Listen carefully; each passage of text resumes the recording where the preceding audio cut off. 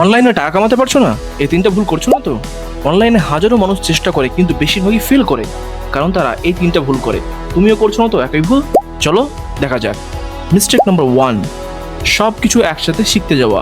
প্রথম ভুল, সব কিছু একসাথে শিখতে যাওয়া। আজ গ্রাফিক ডিজাইন, কাল কন্টেন্ট রাইটিং, পরশু ভিডিও এডিটিং, এইভাবে কিছুই শেখা হয় না। একটা স্কিল বেছে নাও, সেটাই 30 দিন ফোকাস করো, তারপর ক্লায়েন্ট খোঁজো। সিম্পল। মিস্টেক নাম্বার 2, রেজাল্টের জন্য তাড়াহুড়ো করা। দ্বিতীয় ভুল হচ্ছে 7 দিনে টাকা কামানোর চেষ্টা করা। অনলাইন ইনকাম একটা প্রসেস, এটা রাতারাতি হয় না।